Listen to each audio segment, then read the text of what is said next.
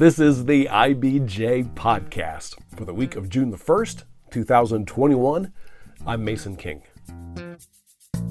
Welcome back to the podcast, everybody. Some entrepreneurs are content to simply jump on the bandwagon for a successful product, service, or process. Other entrepreneurs like to be driving the bandwagon.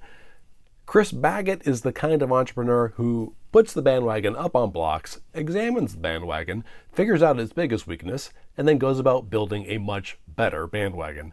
In that way, he is often referred to not just as an entrepreneur or as an innovator, but as a disruptor. Of course, Baggott is one of Central Indiana's most accomplished entrepreneurs. His record is much too long to fully explore in a podcast introduction, but here are some highlights. In 2000, he co-founded the digital marketing firm ExactTarget, which in 2013 was acquired by Salesforce for $2.5 billion. By 2007, Baggott had already stepped away from his day-to-day duties to co-found the marketing technology firm Compendium, which was acquired by Silicon Valley tech giant Oracle in 2013 for an undisclosed sum. By then, Baggott already had become interested in agriculture, and in 2011 had created Tyner Pond Farm, an open pasture direct-to-consumer livestock operation in Greenfield. He's still the CEO. And in 2015, he co-founded ClusterTruck, which in essence is a restaurant for delivery only. It has multiple kitchens, its own fleet of delivery drivers, and a proprietary software and technology system, all designed to get the food to consumers within minutes of preparation. Again, Baggott is still the CEO. And he is one of the featured players in IBJ's latest innovation issue, our annual deep dive into fresh technologies and products developed in the Indy area. Our theme this year is disruption. Of course, it's a tricky concept because it has become so fashionable. Our experts define disruptors as those with a completely different way of looking at a problem and solving it. A disruptive innovation often changes the company's market or even the whole industry. For this week's podcast, I wanted to focus just on Chris Baggott and look at his career through the lens of disruption. He joined me over Zoom last week for a fairly freewheeling conversation. Here's Chris Baggott. I am very pleased to welcome to the podcast, Chris Baggott. Chris, thank you so much for making time today. I really appreciate it. Thank you. Let's get right to it now. The theme of IBJ's innovation issue this year is disruption. You will not be able to mistake it for anything else that you get in the mail this week because the whole cover is the word disruption in big black letters, which I think speaks to the prevalence of the concept of disruption now in the business world. We look, for example, at how the pandemic has disrupted the business world. We look at how the semiconductor shortage has disrupted the business world. But we also look closely at entrepreneurial disruption or innovative disruption or intentional disruption, if you will, when a company develops a product or a service or a process that changes the market, maybe even the whole industry. You're one of the lead examples in our story. So I thought since you have had such an eventful career as an entrepreneur that we're just going to focus on you today, explore the concept of disruption, what it means to you, and look at your work through the lens of disruption. Are you willing to sign on to this? Yes. I don't feel worthy, but. Well, neither do I. So at any point this goes off the rails, you can disrupt the interview and talk about whatever you want to talk about. Great. So to be honest, I mean, it is a little bit dangerous to base an interview on a broad concept that I think is misapplied in some ways. I think sometimes it gets conflated with anything that is innovative, though I think it does have a particular meaning. What would you say that it means to you if people describe you as disruptive or just talk about disruption in an entrepreneurial setting? What is your definition of it? I don't know if thanks for putting me on the spot there. Oh, yeah. I don't know if I have a definition. I think, there are innovations, and some innovations can be incremental and some can be disruptive. And I think what I have tried to focus on is the disruptive innovation, doing things very, very differently than they have been done before versus incremental innovation, which is basically, taking a smaller step, still innovative. An example I like to use in my business is, with the pandemic, we weren't sure back in March if people would ever go back to the office. So we have these big downtown kitchens in 3 cities that are dependent on office, and it's like, uh-oh, we better figure out how to serve the suburbs really quick. And, by definition, the suburbs are going to be much, much smaller. We need to fit this into a smaller footprint. We need to make a break-even point that's going to be a lot less volume. We need to rethink how we cook food. Man, I wonder, I saw this machine a couple of years ago. I wonder if we can cook cheeseburgers in a machine. Turns out we can. There's a company out there that has been well-funded that is making a robotic arm that flips hamburgers. So, and the CEO, who is, I'm sure, brilliant, has talked about how he has spent months in a Cali burger studying the motion of flipping a burger, right? So that's an incremental innovation. Really, really cool. But like, we're not flipping burgers. We're making burgers in a machine, and that same machine can make pad thai. So to me, that's a disruption of how cooking has been done. And it's nice because we don't know a lot about the restaurant business. We have great advisors like Mike Cunningham at CRG and things like that, but we're not beholden to any sacred cows that hamburgers have to be cooked on, this way. We can ask the question, why would you cook a hamburger that way? Explain to the folks who might not be familiar with it, what is ClusterTruck and what was kind of the instigating idea? Well, ClusterTruck, we are a delivery-only restaurant concept with a lot of software and technology built into it. The way that delivery has to work is you've got to be able to control both the customer experience, the cooking experience, and the driver experience. So we are vertically integrated in the same respect that Fred Smith and FedEx is vertically integrated. They own the airplanes, they own the warehouses, the conveyors, the drivers, the last mile. Their system works beautifully because they decided to vertically integrate. And we're going into a market that has all kinds of middlemen and third parties and moving parts and all very incremental. And we are disrupting it by being vertically integrated and rethinking every presumption about food and logistics and customer behavior. And it's working very well. So I'll use the example of Broad Ripple, which is where I live. Okay. Several months ago, you opened a kitchen over on Broad Ripple Avenue. Mm-hmm. And that kitchen serves, I believe, an area, if a house is within 6-minute drive. 7 minutes, I think, is Broad Ripple, yes. Okay. You serve that area. The idea, as I understand it, is you want to be able to get the food to my house almost as if, a waiter is bringing it to my table. Right. You're right from the oven and needs to be piping hot. Piping hot. Yeah. So that in itself is a bit of disruption. But I understand really the key to all this is the drivers. What is the relationship with the driver that makes this so impressive? Well, the key is that we have a core philosophy that we never want your food to be more than 7 minutes old. If you order from just about any other way you can order food, the cooking of the food and the driver are not coordinated. And this goes all the way to Domino's. So when you order, they're going to cook your food. But if that food order takes 45 or 50 minutes to get there, odds are your food's been sitting for 45 or 50 minutes. And because we're able to control the whole thing, we time it so we don't cook your food until we have that driver at the right time away from the kitchen. So if I can cook your pad thai in 6 minutes, I don't start cooking until the driver is 6 minutes from the kitchen. That automatically fires the pad thai to cook. Pad thai comes up as the driver's pulling up, and away they go. And by definition, we don't want the food to be more than 6 or 7 minutes old because we want the food to have high quality, but that also works to benefit the driver. If I have no more than a 7-minute delivery, I can get my drivers 4 jobs an hour because that's 7 minutes out, 7 minutes back. That's a 15-minute round trip, 4 of those in an hour. So now the drivers can make more money. That makes our job better for the drivers. We have the best job in the gig economy, whereas our competitors in a DoorDash environment, they're lucky to get 1.2 jobs an hour, maybe occasionally 2 jobs an hour. But with our system, they can consistently get a lot more jobs per hour. They make more money and everybody's happy. And you're not spending a lot of your time and energy trying to recruit drivers constantly. No, we are, if you want to be in the gig economy, we are the employer of choice. And that is something that is obviously more than an incremental step up on the service side of delivery. Well, again, you think about, I'm going to use your word, disruption. we make the customer come to the car. And that was a huge risk. Would the customer do this? Because, and there's a lot of benefits to that. But I think about my own experience when I had a house full of my teenagers and a pizza showing up at my house every day.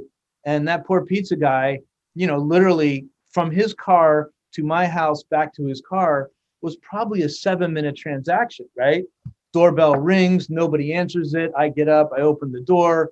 There's the pizza person standing there. Who ordered the pizza? Nobody's around. Come on into my kitchen, put it down there. Let me find some money.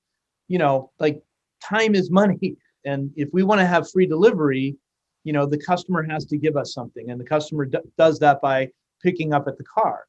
And the beauty is the customer does it. They're happy to do it. Like they like it. And then the pandemic really put that on steroids, if you will. I'm not a technically savvy person, but one of the things that was neat for my 5-year-old and I to do is watch on the map and watch the delivery dot come to our house. Right. I don't know if anyone else does that, but that's very effective. It's neat because, like Domino's does that, but, they don't time the cooking with the driver, right? I ordered Domino's the other day and, I could see, they have these statuses: making your pizza, assembling your pizza, cooking your pizza, inspecting your pizza, and then the delivery. My inspecting the pizza lasted 30 minutes, which means my pizza was just sitting there for 30 minutes, right? Because there was no coordination between where was my driver and when did they start cooking the food. In our system, you'll see, and it may be 30 minutes. I ordered lunch today. I'm looking out at my board here. We're very busy. We had 60-minute delivery times at lunch. So for 45 of those minutes, my order was in the cloud, not sitting for 45 minutes. Mine was not being cooked for 45 minutes. And our customers know that and appreciate that. I did want to talk quickly about the origin of the idea, because I've heard you speak about this before. And it goes back, I believe, to you learning about Grubhub and looking at that concept and having the sense that, this isn't right. There's a better way to do it. Right. And, and there's, I hate to say in my process, but in my process, there are a lot of things that come up from your past into current situations. And, I think one of the defining points of mine was a conversation I had with my friend Neil Brown, chef here in town, Pizzology back in those days. And we were talking about, delivery and takeout pizza.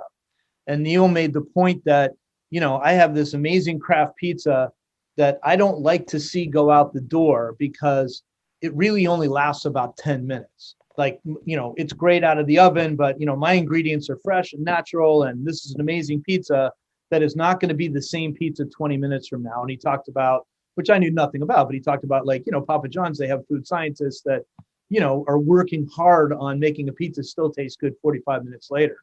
So this might have been 2 or 3 years before I even dreamed of ClusterTruck, but that became like a defining data point that when I saw Grubhub go public and, they were talking about this convoluted system and incremental volume and, and looking at that, and then you go to look at the reviews and they had like 1-star reviews, but their business was growing because the customer wanted this delivery food, but they weren't happy.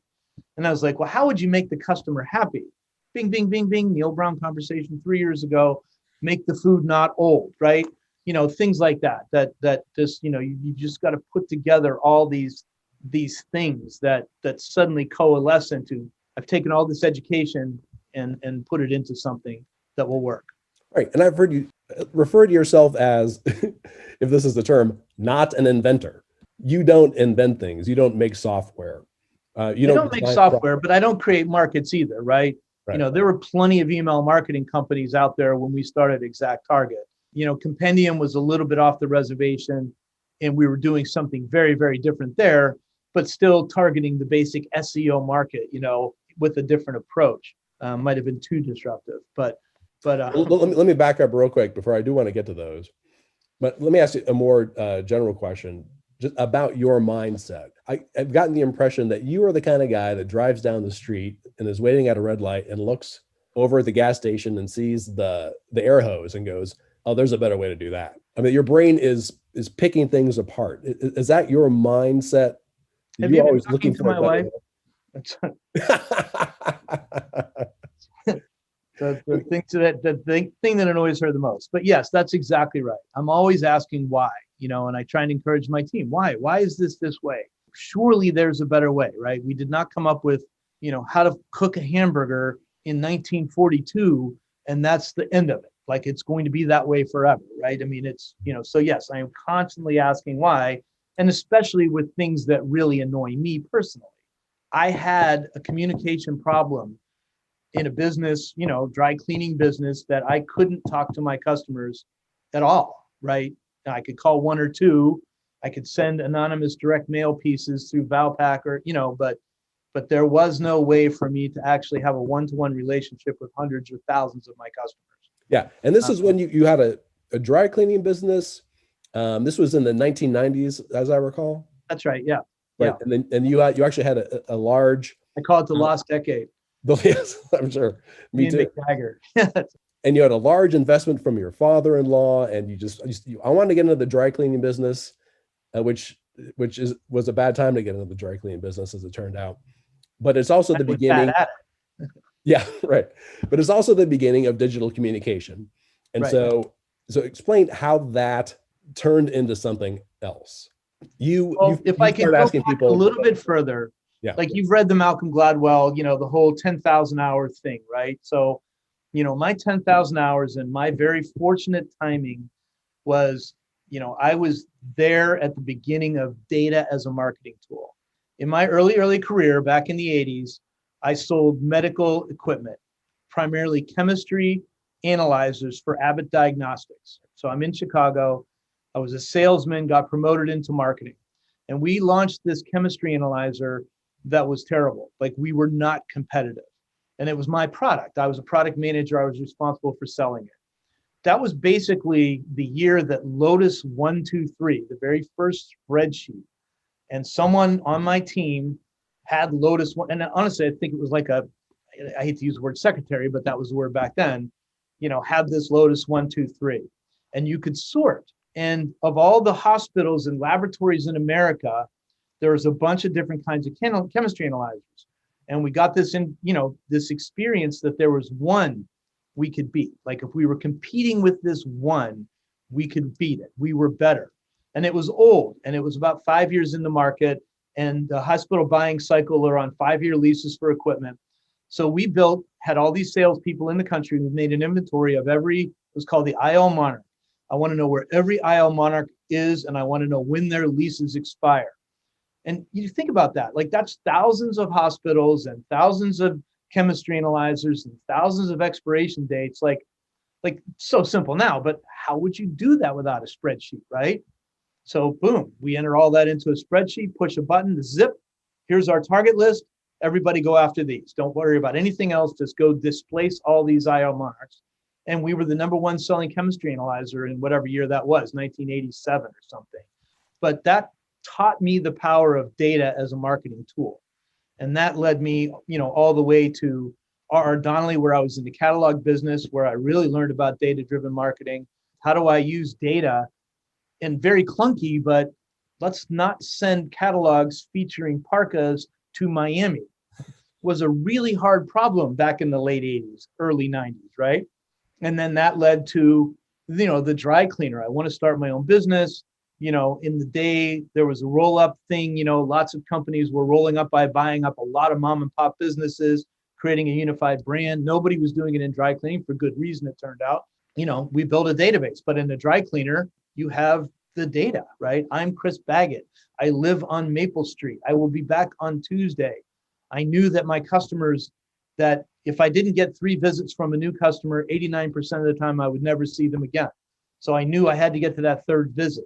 I knew who gave me draperies last year and how do I get draperies this year. So we built this database. We had all this data, and there was no way to leverage it. And, discovered email, and, our spin on it was the data.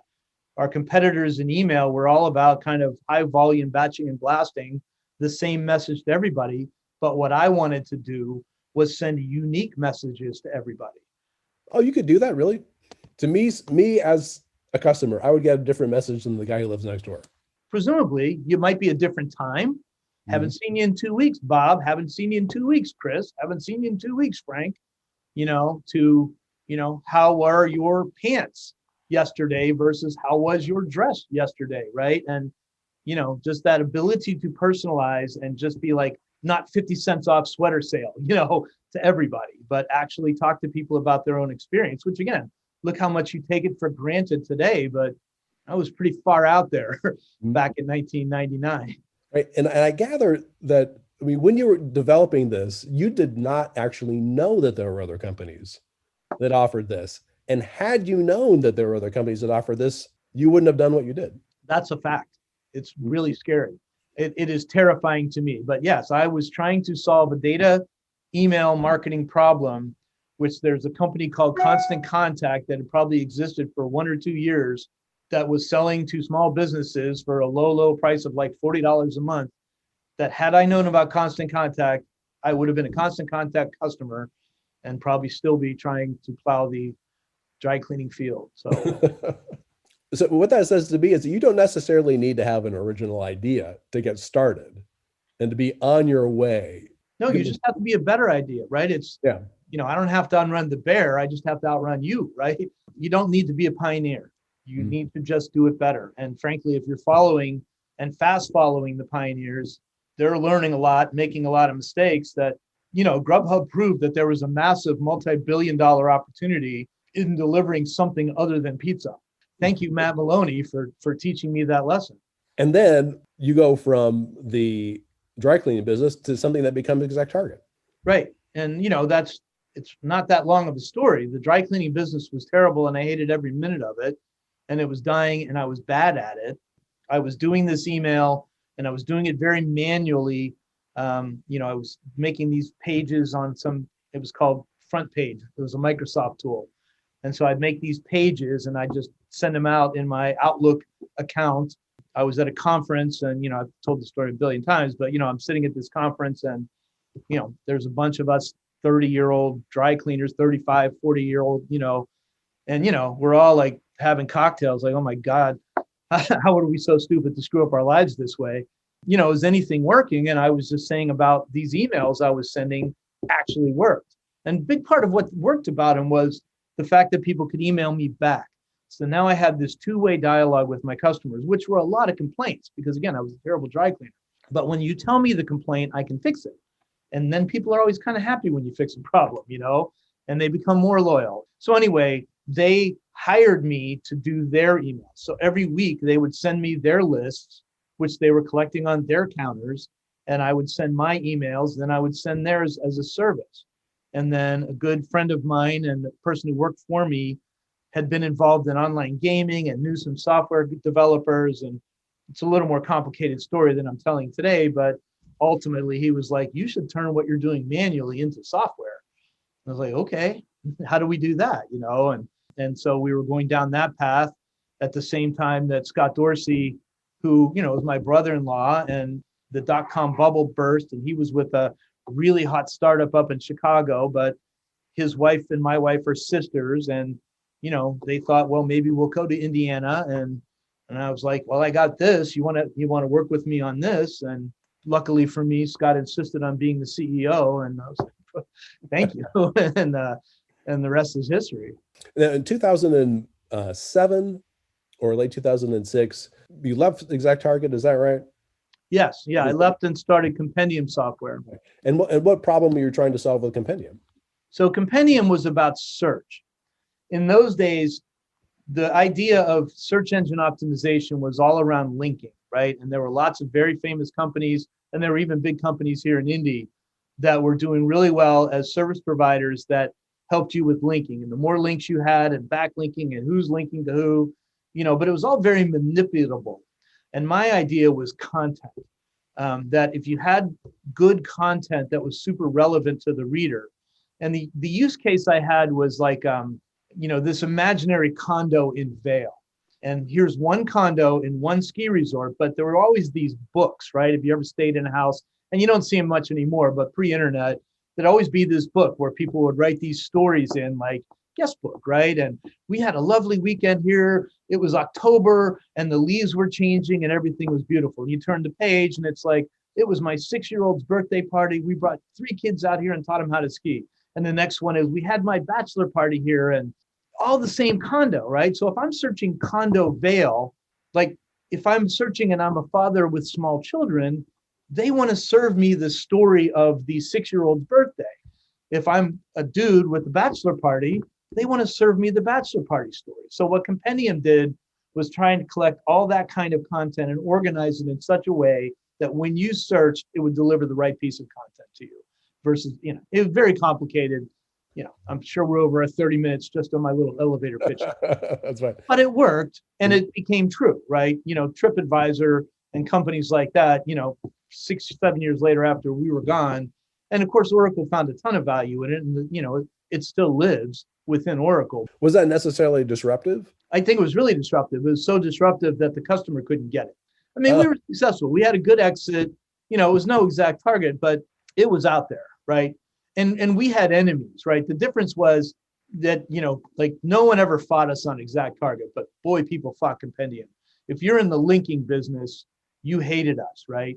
If you were in the blogging business, in those early blogging days, blogging was about thought leadership. And now I'm like, no, just tell me a bunch of stories, give me 200 pieces of content that are 70% quality, versus this painstaking blog, right? So bloggers hated us, search engine people hated us, and the customer didn't quite understand it. So it was a hard road.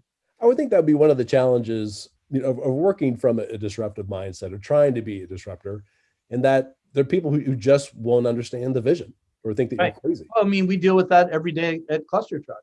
Mm-hmm. I'm still here in Indiana and Midwest, and boy, if you're a customer, you get it, but if you're sitting out in Silicon Valley and you're some investor or VC, and what about gross margins? And what about, no, and you see all these companies getting funded for billions of dollars, and, we're quietly toiling here, just doing our business. And, we always said this is ExactTarget, go to work, do good work, good things will happen to you. We didn't set out to be great we always wanted to be great and excellent, but, I don't think anyone in the first 2 years of ExactTarget imagined a $2.5 billion acquisition or an IPO. We kept our heads down and just did our jobs, made sure we were providing tons of value for our customers, and focused on how do we get more customers. Same thing we're doing today. We're making customers happy. We need more boxes. How do we open more boxes? So in the 3 examples we talked about so far, these were all started as startups. I take that it is easier to be disruptive when you are small than when you are large. I read The Innovator's Dilemma probably in 2005. So I had been kind of doing this for a while, maybe 2010 or whatever. I can't remember when it came out, but he tells the story very well. Clayton Christensen, that all disruption by definition has to come from below. And it's pretty much always ignored. He tells the story in the book about Nucor Steel, and, they got into rebar, and, they're burning washing machines to make rebar, and US Steel's like, well, who cares about rebar anyway? They'll never make flat rolled steel, and in the book, he goes through this, but, progressively Nucor and the mini mills totally disrupted the big integrated steel mills, but they can't move. I look at it in my business now where, I'm competing against companies like DoorDash. They can't be disruptive, right? They can't disrupt themselves. They have to serve restaurants. Even though the restaurants don't like them and they don't like the restaurants, that's their business, right? Can they really get into the business of being vertically integrated and compete with restaurants? Maybe they can, but they've got to be able to say, okay, I'm going to lose all these billions in sales while I try and build up this small income, disruptive thing. Do you worry that ClusterTruck will become so big that it cannot disrupt itself? Well, ultimately that happens, right? That's the natural, like every great company started disruptive as a disruptor. I kind of tongue in cheek laugh at Domino's, right? So Domino's or Pizza Hut, like, okay, guys, like it's the buggy whip story, right? You think you're in the buggy whip, but you're actually in the transportation business. You think you're in the pizza business, but actually you're in the prepared food delivery business. And the fact that you let DoorDash disrupt you, right? Because you wouldn't make pad thai, you thought you were in the pizza business, right? That's true, right? Nobody has a bigger network and has been delivering food longer, more successfully than the pizza places, but they thought they were in the pizza business. And now all this stuff is happening around them and they're being disrupted. Do you have any ideas that are percolating right now, or is that just sort of a constant state for you to always have ideas in your head of what can I do next? Yeah, I don't have any better ideas than what we're doing with ClusterTruck right now, and I'm pretty engrossed in that. But, the amount of innovation and disruption that we have coming is ridiculous. We're adding to our engineering team daily almost, it feels like. We're doing so much on machine learning and neural networks and things like that around, when do we cook food? And then now we're really, really getting focused on how to cook the food. We've done a lot of disruption just to get our kitchens smaller. Like I said, we don't fry anymore on a flat top. We don't saute. We're making, a multi-layered complex dish in an oven, right? That kind of thing. We're really, really focused on workplace in coming back, and how do we feed groups of people, and how do we cook the food, and how much automation can we bring to this? Well, it sounds like you have a lot of stuff to work on, and I've taken a lot of your time, but I appreciate this window into your thinking. Well, thank you so much. I really appreciate it. Nice talking with you. My thanks again to Chris Baggott. You can read Anthony Shutley's story about disruptive innovation in the IBJ's latest innovation issue. And I'd like to point out several solid pieces there. Tom Fisher, Chief Digital Officer for Car Global, explains how the auto auction company went all digital in just 2 weeks after the pandemic disrupted its sales model. Kurt Christian details how manufacturers are adjusting to the global semiconductor shortage. And John Russell explores how telehealth is disrupting traditional care models for doctors and hospitals. Again, you can read these stories in the latest print edition of IBJ or online at ibj.com. I will say it is quite a bit easier to access all the latest local news about business and politics, and all of IBJ's data on Central Indiana's business community and economy if you're a subscriber. It works out to about $2 per week for actionable information you're not going to find anywhere else. Just go to ibj.com and click on the subscribe button. Thanks again for making time this week for the IBJ podcast, which is edited by Leslie Weidenbender. I'm Mason King. Hang in there, everybody. We'll be back again next week.